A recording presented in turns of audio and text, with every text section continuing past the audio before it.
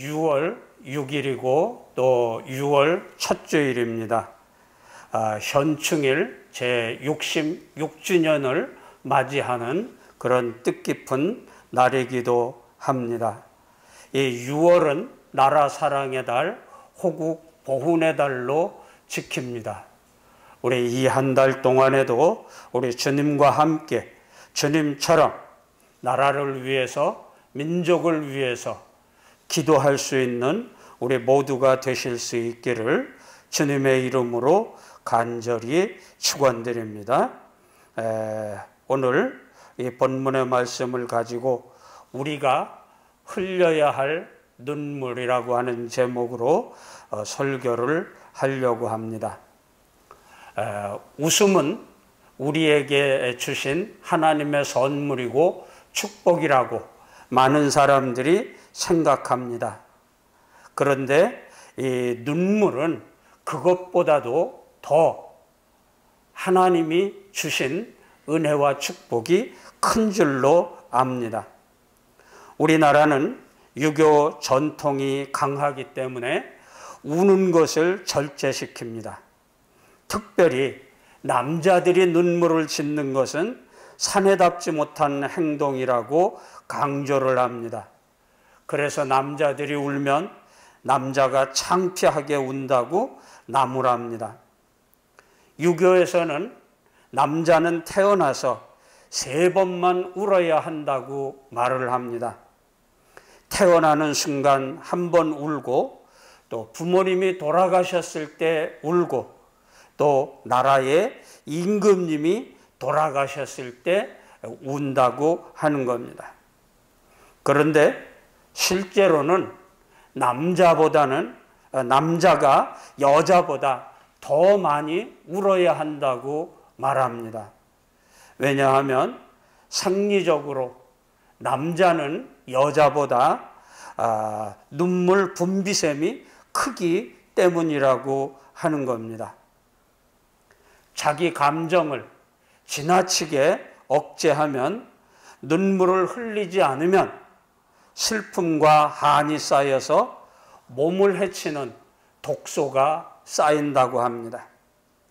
암 전문의인 이병욱 박사는 가장 솔직하게 눈물을 흘리는 시간은 우리에게 꼭 필요하다.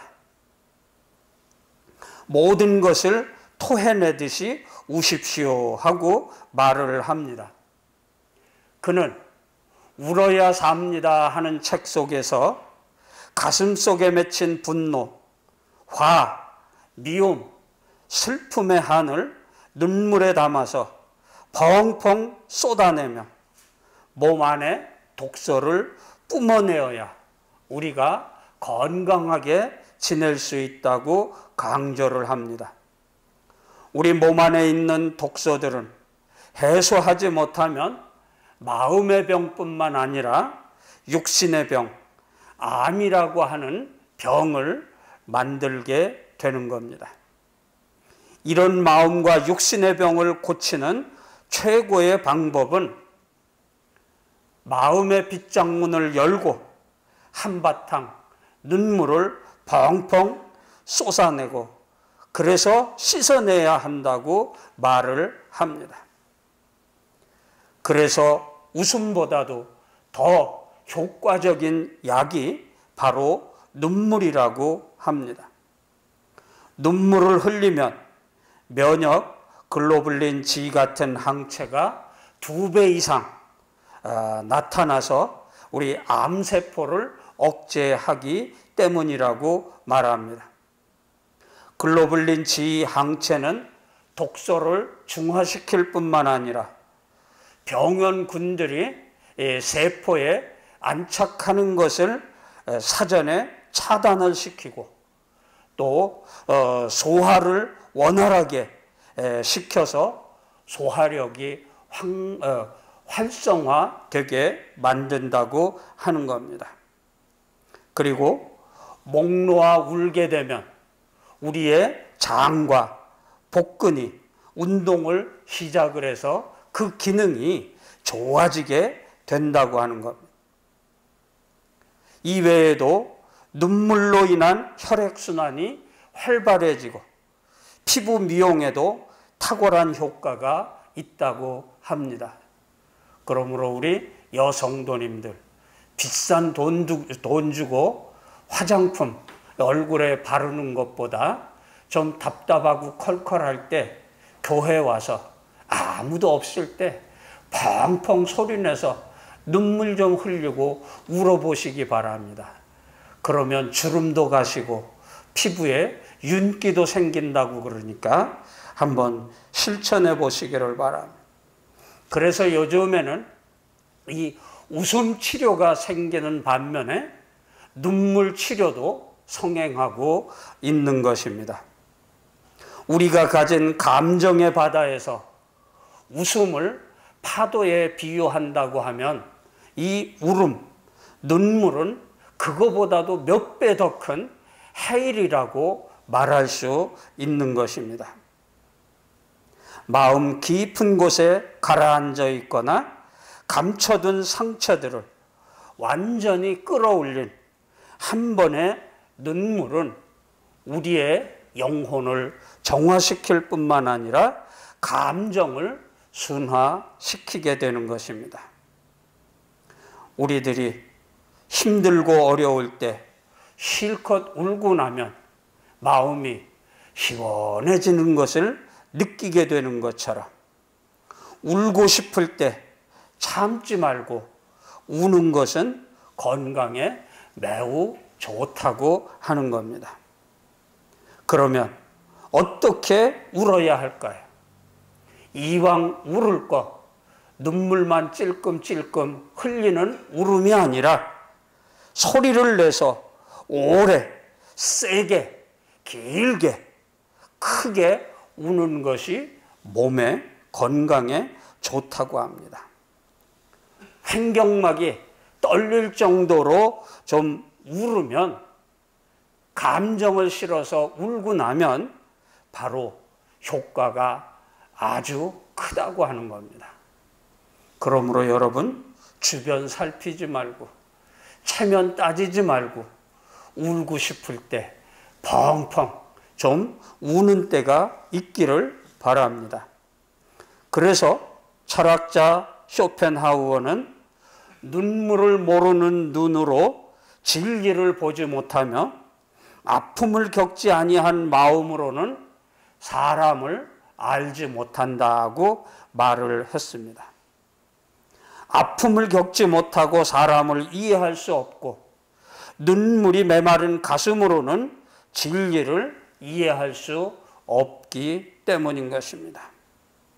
그런데 우리는 언제부터인가 우리의 가슴이 메마르고 우리의 눈에 눈물이 메마랐음을 보게 되는 것입니다.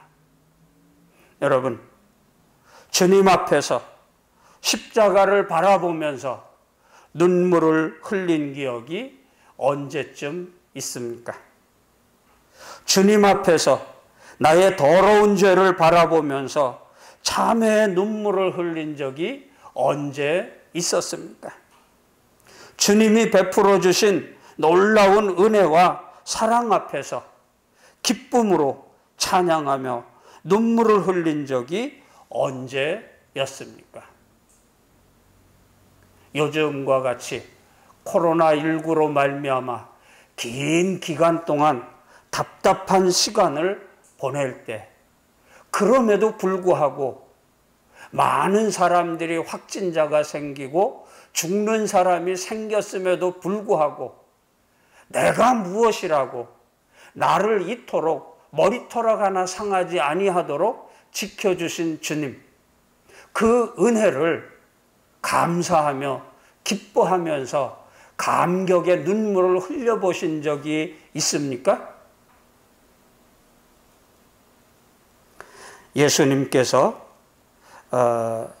이 시대를 살아가는 눈물이 메마른 그리스도인을 향해서 이렇게 말씀하십니다. 비유하건대 아이들이 장터에 앉아 서로 불러 이르되 우리가 너희를 향하여 피리를 불어도 너희가 춤추지 않고 우리가 곡하여도 너희가 울지 아니하였다 함과 같도다. 이 시대를 살아가는 사람들이 피리를 불어도 춤추지 아니하고 곡을 해도 울지 않는 메마르고 강팍한 세대를 살고 있다고 하는 것입니다. 이 시대를 변화시킬 수 있고 움직일 수 있는 힘은 바로 눈물인 것입니다. 그 눈물은 바로 예수님의 눈물인 것입니다. 오늘 본문 말씀에 보니까 예수님께서 예루살렘 성에 가까이 오셔서 우셨다고 말씀을 했습니다. 41절 말씀에 가까이 오사 성을 보시고 우시며 기록되어 있는데, 여기 운다라고 하는 말은 헬라 말로 클라이오라고 하는 말입니다. 이 말은 소리 없이 눈물을 찔끔찔끔 흘리는 그런 울음이 아닙니다. 큰 소리로 땅을 치며 통곡을 하며 우는 것이 바로 이 클라이오, 운다고 하는 말인 것입니다. 예수님은 이 예루살렘을 바라다 보면서, 예루살렘 성을 바라다 보면서 이렇게 탄식하면서 통곡하면서 우신 이유가 무엇이겠습니까? 오늘 본문에 두 가지로 나타나고 있음을 봅니다. 42절 말씀을 보니까 이르시되 너도 오늘 평화에 관한 일을 알았더라면 좋을 뻔하였거니와 지금 내 눈에 숨겨졌도다. 예루살렘은 평화의 도시입니다. 그런데 지금 로마에 짓밟혀서 식민지로 고통을 당하고 아픔을 당하고 슬픔을 당하고 있는 것입니다. 그럼에도 불구하고 이 이스라엘 백성, 선택된 백성들이 하나님의 앞에 범죄한 사실을 깨닫지 못하고 돌아오지 아니하는 것입니다. 평화가 사라져버리고만 도시가 되어버리고 말았을 뿐만 아니라 하나님이 위에서부터 주시는 평화도 받을 수 없는 그런 형편이 되게 되었기 때문에 이 예루살렘을 바라다 보면서 주님이 통곡을 하면서 울고 계시는 것입니다. 두 번째 이유는 44절 말씀에 보니까 이는 내가 보살핌 받는 나를 알지 못함을 인함이니라 하시니라 그랬습니다. 예수님이 구원자로 찾아오셨지만 어리석은 이스라엘 백성들은 예수님을 배척하고 결국은 심판을 자초하게 될 것이라고 하는 말씀인 것입니다. 이와 같은 말씀이 누가복음 13장 34절에도 예루살렘아 예루살렘아 선지자들을 죽이고 내게 파송된 자들을 돌로 치는 자여 암탉이 제 새끼를 날개 아래 모음같이 내가 너희의 자녀를 모으려 한 일이 몇 번이냐 그러나 너희가 원치 아니하였도다 말씀하셨습니다. 하나님은 택한 이스라엘 백성들이기 때문에 사랑해서 범죄하는 중에도 주님에게 돌아오기를 원하셔서 많은 선지자들을 통해서 하나님의 말씀을 주시고 깨우쳐 주셨습니다. 그런데 그들은 선지자들의 말씀을 듣지 아니하고 죽이고 핍박할 뿐만 아니라 마지막에 찾아오신 이 예수님까지도 이제 붙잡아 십자가에 죽이려고 하는 음모를 진행하고 있는 것입니다. 이런 예루살렘을 바라다 보면서, 이런 이스라엘을 바라다 보면서 예수님은 대성통곡하지 않을 수가 없게 된 것입니다. 그런가 하면 이제 조금 있으면 로마의 티토 장군에 의해서 이 예루살렘 성이 돌 위에 돌 하나도 남김없이 폐허가 되고 황폐가 되고 멸망이 될 것을 예수님은 보시면서 눈물을 흘리지 않으실 수가 없었던 것입니다. 기원 후 70년에 로마의 티토 장군이 이끄는 로마 군대가 예루살렘 성을 공격합니다. 예루살렘 성을 포위하고 몇 년 동안 포위만 하고 있는 겁니다. 그 안에 살고 있던 이스라엘 백성들 100만이나 넘는 사람들이 전염병으로 다 죽었습니다.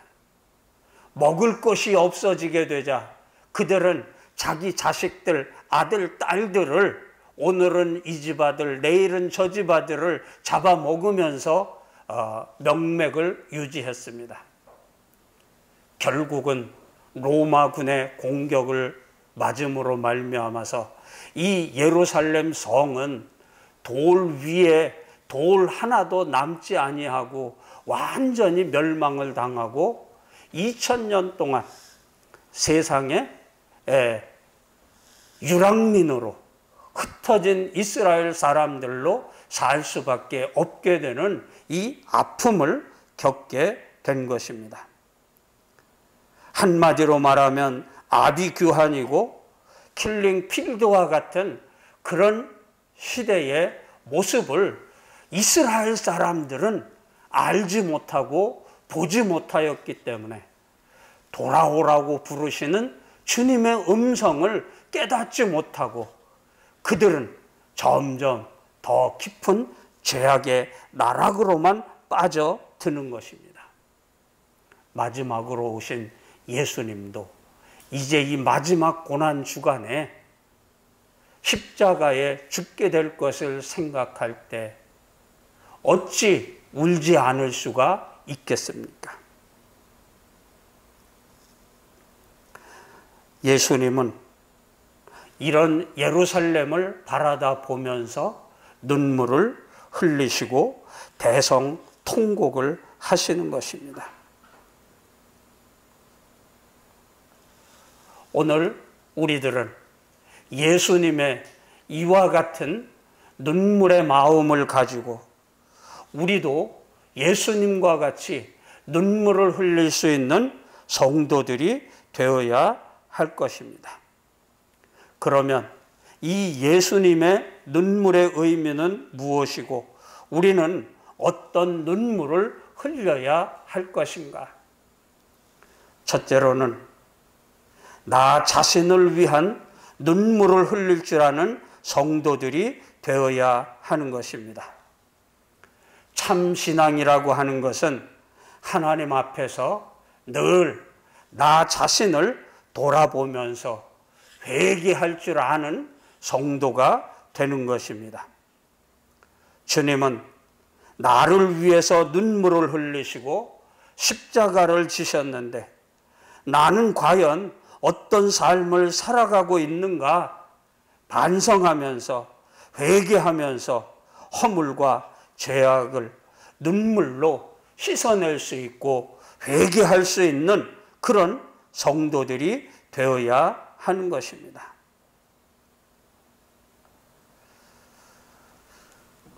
예수님의 발 앞에 향유를 부으면서 머리털로 씻어내던 마리아를 우리는 잘 압니다. 이 여인이 예수님 앞에 와서 그 값비싼 향유를 부으며 이 발로 씻을 때 알지 못하는 제자들은 왜 이렇게 낭비하느냐 하고 말을 했지만 예수님께서는 뭐라고 말씀하십니까? 이 여자가 나의 장례를 예비하고 준비하는 것이다 말씀을 했습니다. 마지막 가시는 예수님, 그를 위해서 이 마리아는 자기의 모든 것을 아까워하지 아니하면서 드리고 바치는 그런 마음입니다.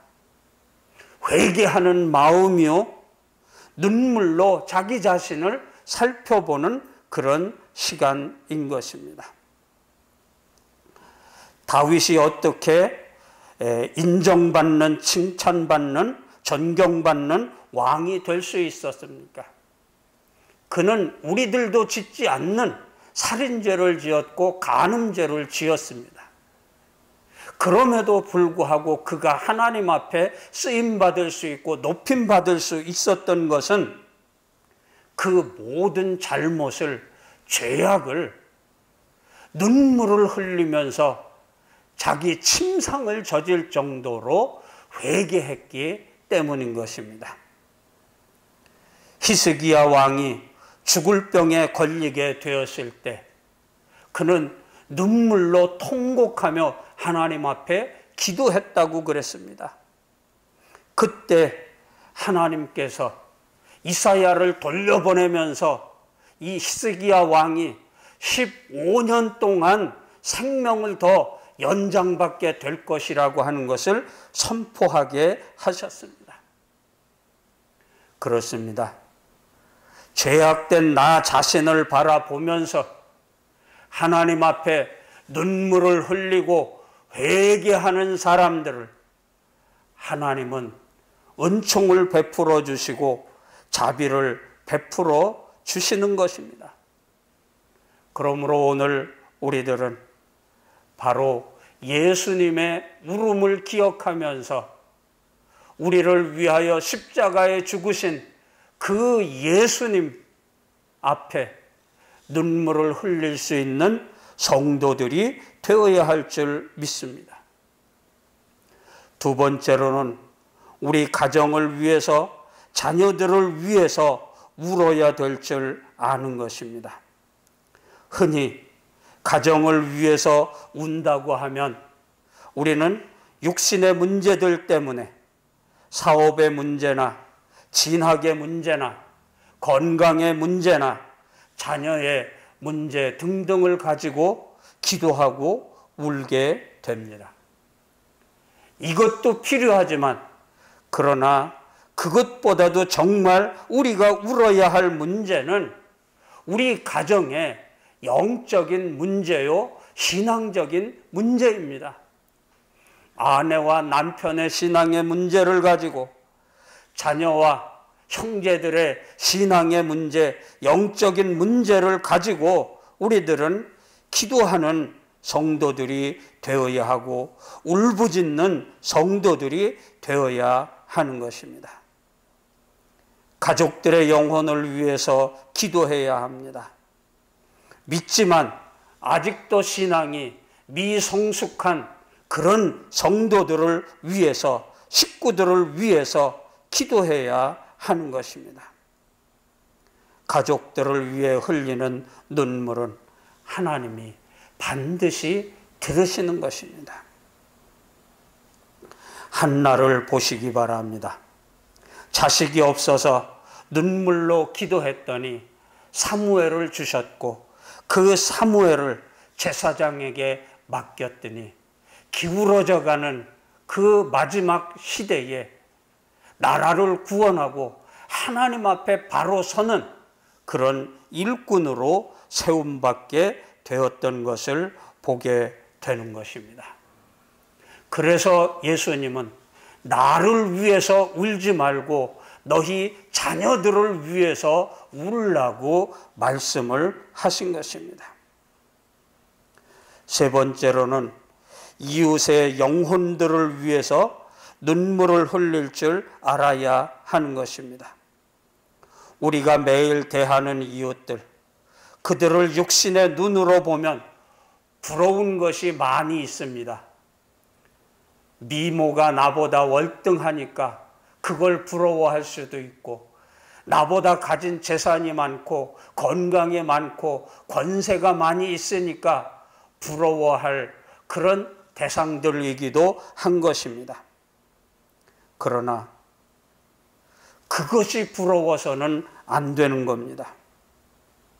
우리는 예수님의 마음을 품고 그들의 영혼을 본다고 하면 그런 재산이나 그런 건강이나 그런 미모나 권력은 무가치하다고 하는 것을 깨달을 줄 알아야 되는 거예요. 오히려 그 영혼이 마지막에 구원받지 못하여 영원한 지옥 불못에 들어갈 것을 불쌍하게 여길 줄 아는 마음이 우리들에게 있어야 하는 것입니다. 제가 요즘 이 인터넷 와이파이를 통해서 보는 관심 있는 내용이 이 스님들이 회개하고 돌아와서 기독교로 개종이 되고 목사가 된 사람들, 심지어는 성철 스님이 돌아가실 때 어떻게 하고 돌아가셨는가 하는 것을 이렇게 쭉 보면서 감동을 많이 받습니다. 하루빨리 이런 이웃들에게, 믿지 않는 사람들에게 전도해야 되겠다 하는 생각을 많이 갖게 되는 것입니다. 그렇습니다. 나만 잘 믿는 것으로 끝나서는 안 되는 것입니다. 우리는 우리 주변에 믿지 아니하는 많은 영혼들, 그분들을 전도할 수 있고 또 복음을 전할 수 있는 그런 성도들이 되어야 하는 것입니다.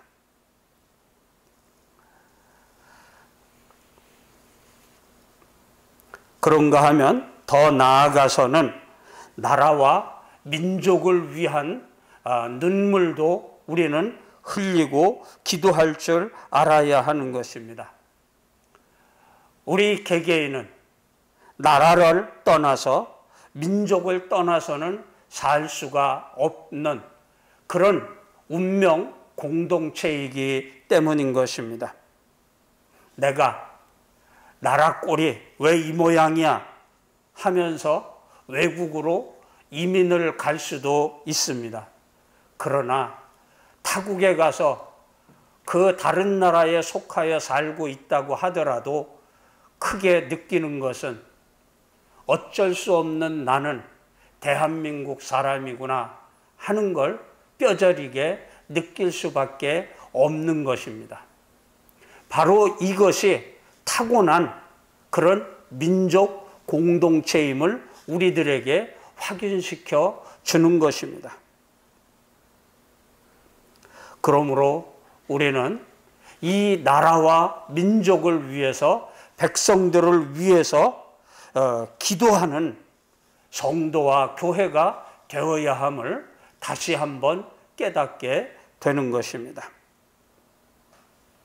제가 지난 월요일은 우리 목사님들과 사모님들과 이번에는 이 삼각산 통일봉을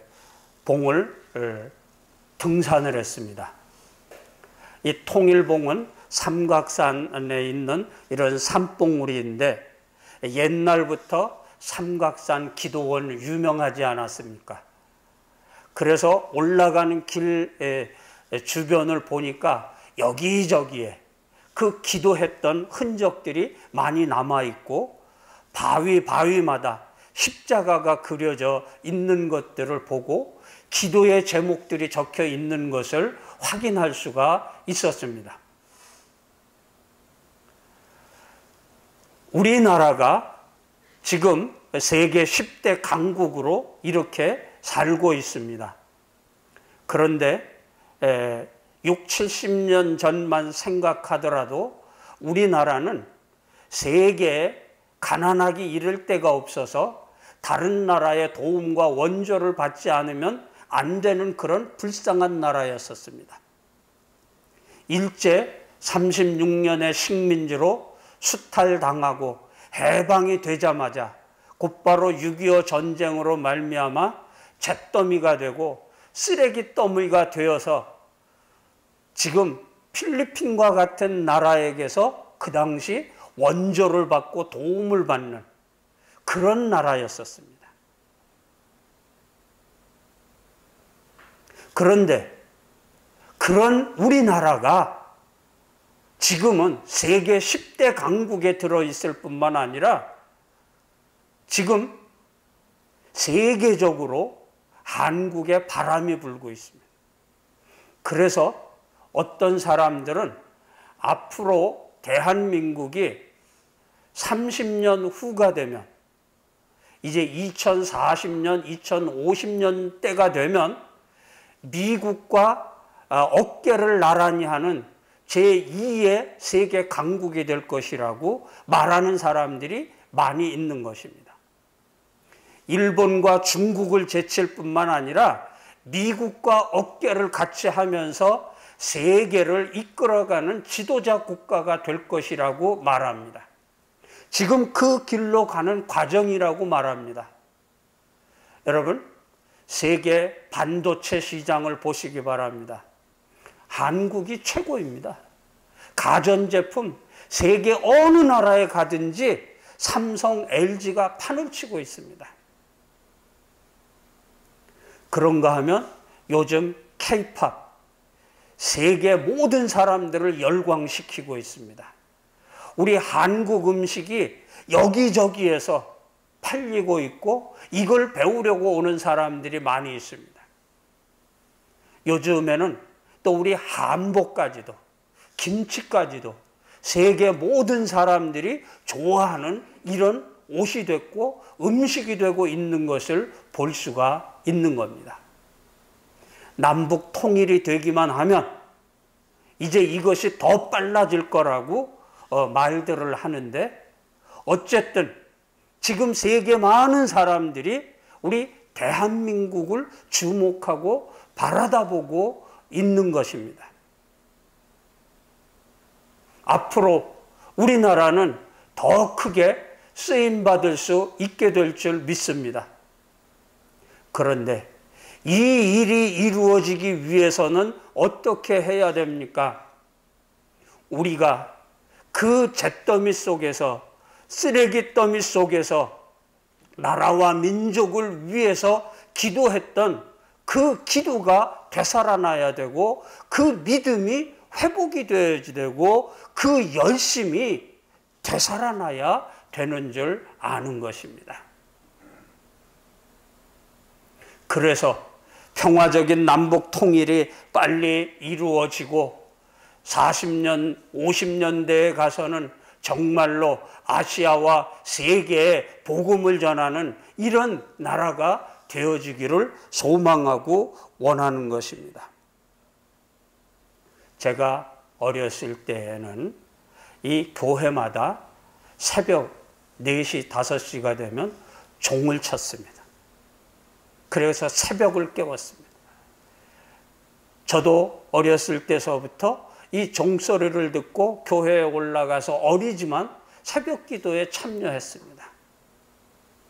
제가 중학생, 고등학생이 될 때에는 바로 이 새벽 종을 치는 그런 학생이 되어가지고 교회 새벽 종을 치면서 새벽 기도를 하기 시작을 했었습니다.